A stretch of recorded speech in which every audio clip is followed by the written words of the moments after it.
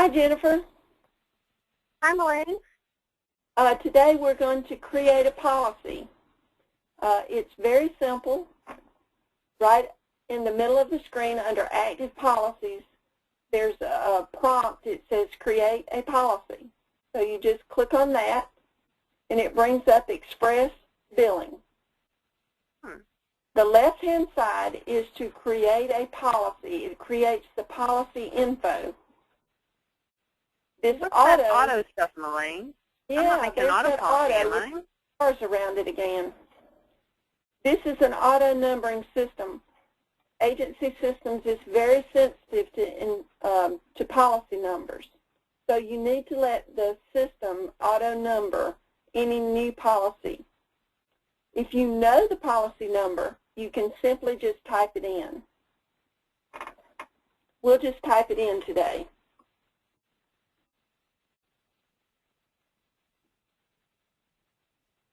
I suggest no spaces or dashes, and that just gets to be a consistent entry or input for your entire agency, and it also facilitates your download.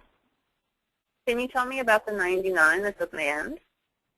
That is a sequence number. Every new policy starts with sequence 99.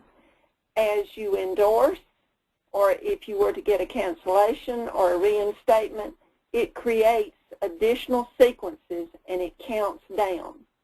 So the next sequence that would be added to this policy would be 98, and then 97, and so forth. Okay. The transaction code. If you know the transaction code is new, you can simply just type in that code. But let's say that I don't know the class code. You can click right here where it says Must Enter Class. Oh, look at that. It brings up a list of a class code, and you just simply choose the class code by double-clicking.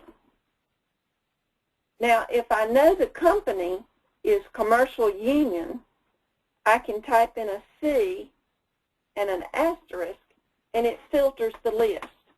I could have also filtered the list for my class code and my transaction code. So this filter works in any of those areas.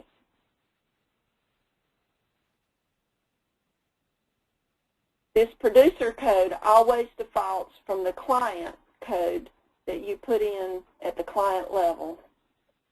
And department is typically commercial lines, CL for commercial lines, and PL for personal lines. This drop-down calendar is very, very convenient.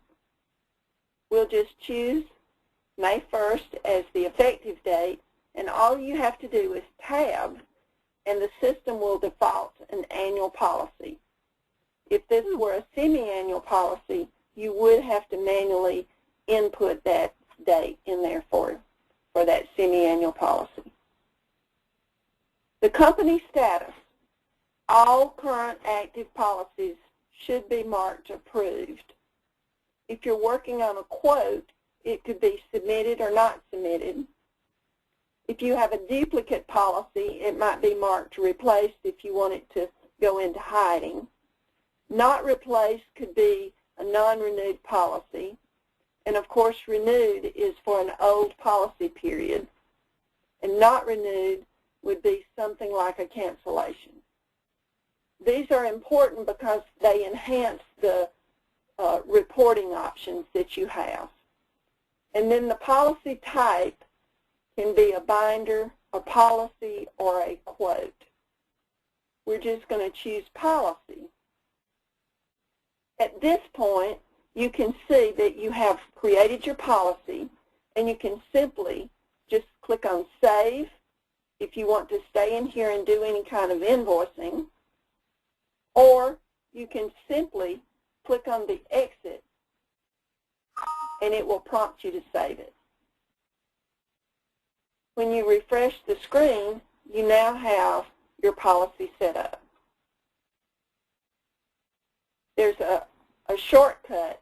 If you click anywhere off the policy number and you right-click, you can get straight back to express billing. It's a shortcut.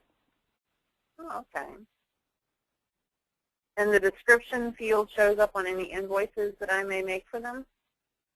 The description does show up on your invoices. That is correct. This looks great. All right, Jennifer, any questions about setting up a policy? I think that covers everything for that one. All Thank right. you, Elaine. Thanks, Jennifer.